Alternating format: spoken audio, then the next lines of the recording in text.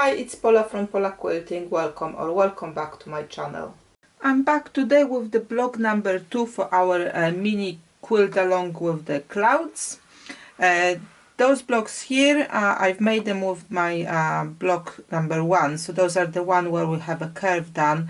If you haven't seen the block 1, how to do that, please have a look at that tutorial first. I will link it in the description below and it should kind of appear somewhere in the pop-up. So I also need 8 of those blocks. I've got my cloud color and my background fabric is the one I'm gonna make the curves with, unless you obviously can choose different color combinations, up to you.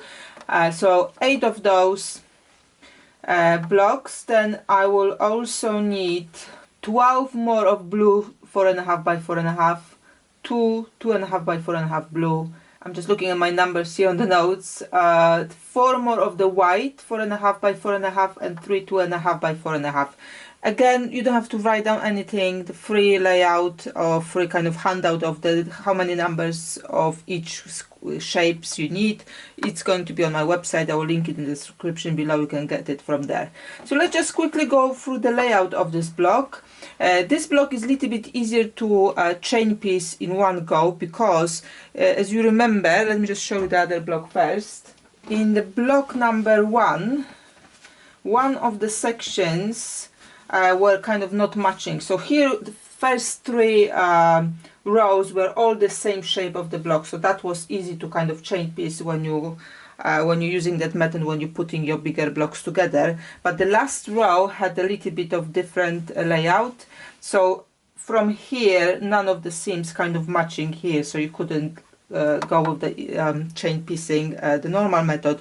But I still kind of did it this way, that I had my first column stitch, second column, third column. It's shown on the previous video. The only thing I did, that when I've turned it around to start stitching my kind of rows to each other, I had to snip all of those threads here in between, because they were held by the threads. Snip it here in between those 2 points, lay it down on one on another, and then use a little bit of pins to kind of keep it in place so it doesn't stretch too much here.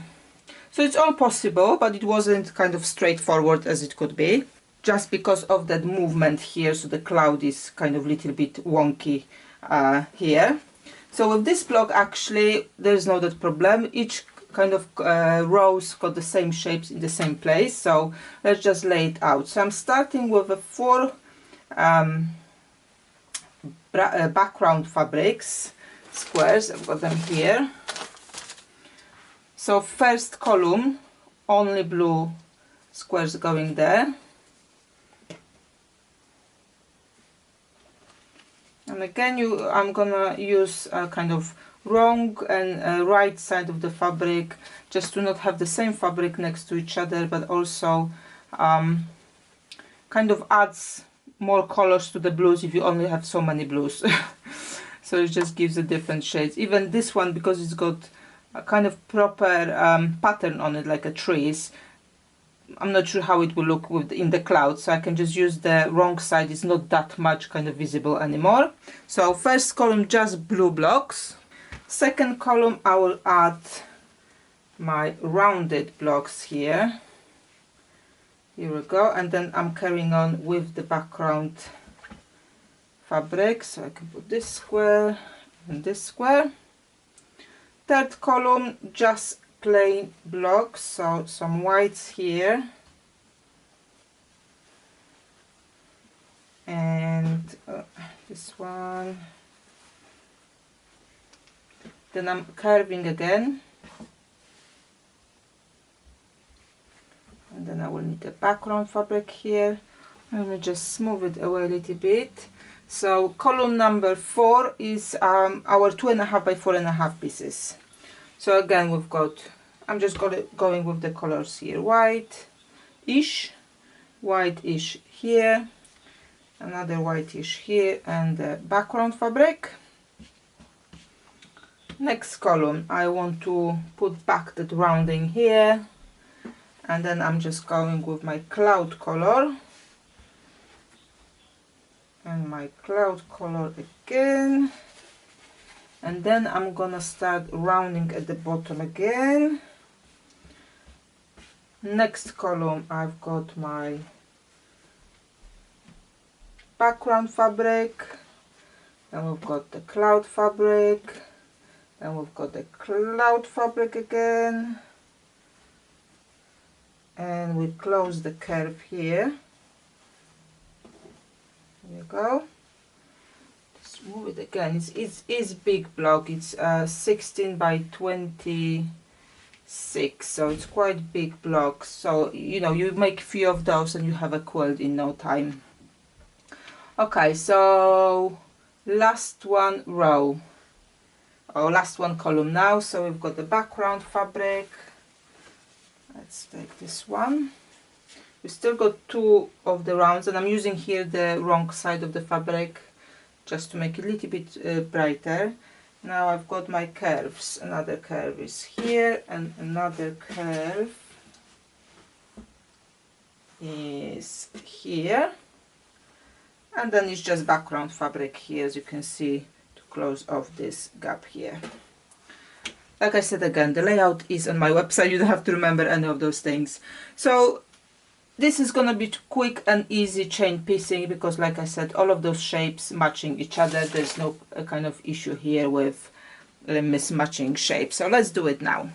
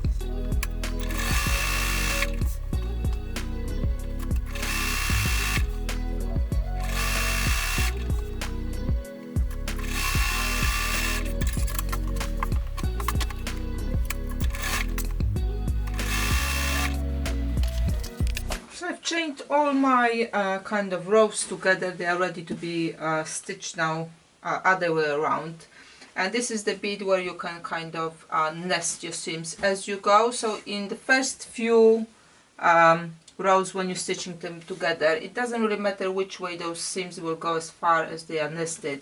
And if you like, obviously iron your seams open, you can do it as well. So before you start stitching at this point, you will take it to the iron board or open them all up and bring it back to the machine. I just like to stitch everything in one go, and I nest my seams in this particular block. But obviously my rule for the seam is, as far as it's work, it doesn't matter which way it goes. So I'm quite flexible with it. But here I will just nest, and like I said, in this first kind of stitching here where I'm putting rows together now, it doesn't matter which way they go.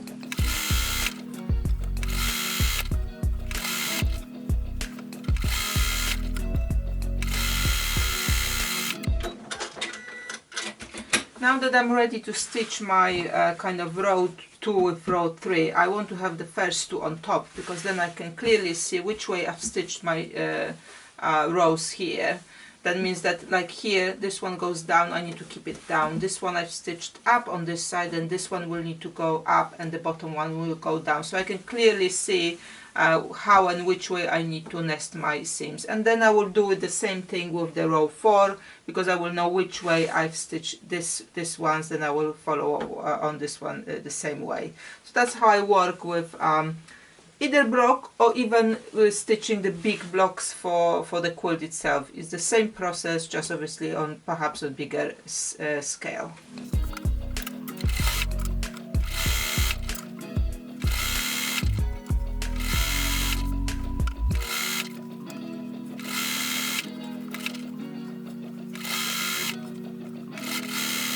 Right, I can take now my block to the iron and show you how it looks. We also have a look at using the crumbs, adding the sashing, and what options for borders we've got.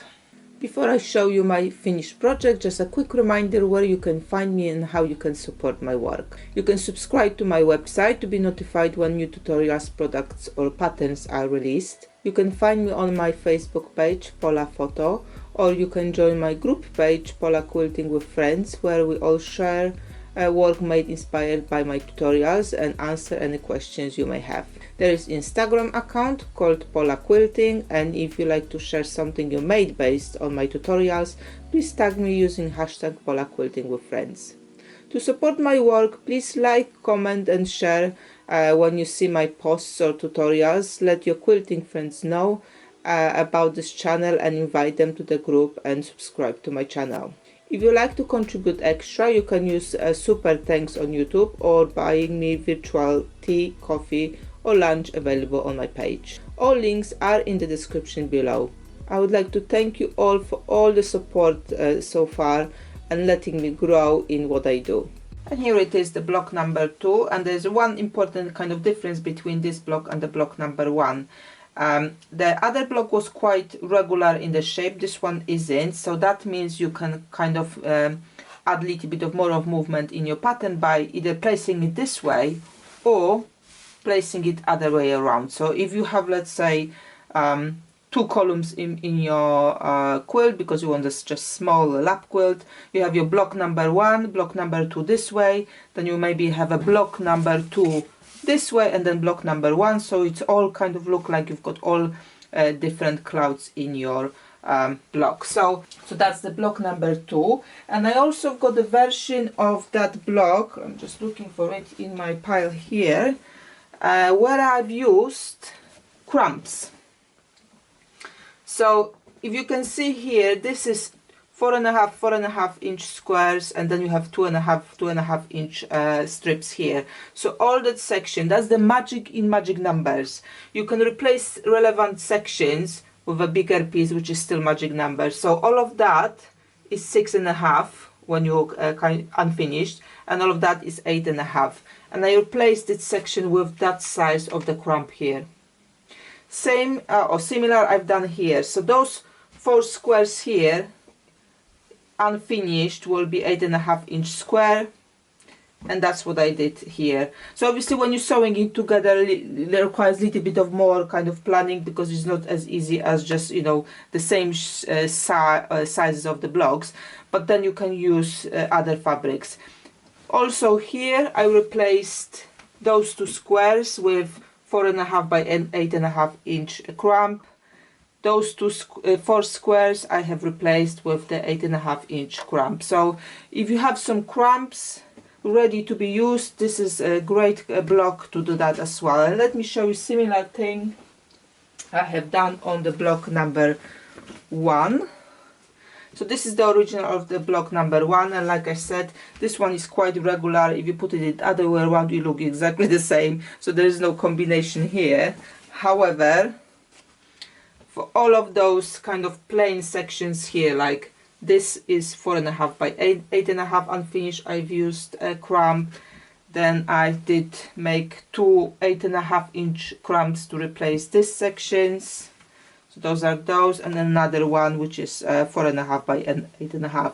So you can use your scraps, and I personally, where there's more seams in the block, I like them more, so I really love the crumbs, how they look. They're just adding the texture to the block and the movement. So I do recommend you use them like this as well. And obviously you can have different color combinations in those clouds, so you can use any colors of the crumbs you've got. Okay, so I would say because the clouds kind of finishing here just by the edge, so there's no like a blue here around, so that's how you can use the sashing. And when you do your sashing, still use your scraps from your magic boxes, because you're just going to add for the sashing, I would say use 2.5 inches strips, because that's kind of, you know, you don't need more than that. So let's say you have this block and there's another block at the top, you want to add sashing, so just replicate the sizes as you've got here. It's going to be easier to see on this one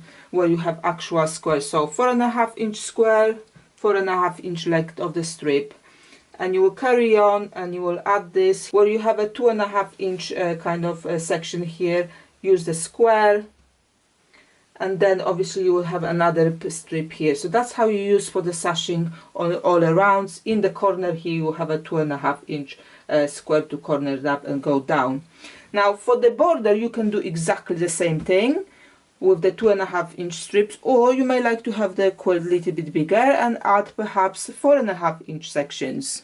So again, where you have the kind of square, you will have a 4.5 inch square here. For that section where you have a 2.5 inch strip, you would have a 2.5 by 4.5, and just go around and place them where they need to be. In the corner, you will have a 4.5 by 4.5 inch square as well. I've got some more blues in here, so that will be here, and then you will have your corner. And then you will have another section here, so you can place it around and then sew it and add it to your block. What it will make is, our 1/4 inch is not always the quarter exactly, so if you use just the one long strip from your border, sometimes, you know, it happens to me but not to everyone. Again, you go with what you like. Your strip, you know, you've calculated it should be 26 inches and a half for this section, for example, but actually it's 26 because your seam allowances are a little bit off. But if you use this method and you sew it the same way as your blocks, they will always match. I actually do have a tutorial about it, which I will link in the description below. I've published recently 2 blog posts on my website where I'm talking about, one was about magic numbers as an overall, and second using magic numbers, for example, in a memory quilt designs where you perhaps got limited amount of fabrics, or fabrics are a little bit, you know, strange, or whatever. It's all kind of captured there. And I also mentioned there about puzzle piecing, which if you use perhaps you're replacing certain section with the crumbs, it's something you may like to look at as well. And there's lots of links to other kind of relevant tutorials there as well, so I would recommend you have a look at my website for those 2 posts. I will put the links in the description below so you can have a read. It's not a long read, but I hope something of that will be useful. Thank you very much for joining me today. I hope you enjoyed that second part of the Dreaming in the Clouds pattern. It's like you see, it's very easy and quick to make. Big blocks, you can make quilt very quickly, and by all means play with the color combinations, because you know, I went with the classic blue and white, but you know, you can have so much fun with other colors as well. Thank you for joining, thank you for watching, and see you next time.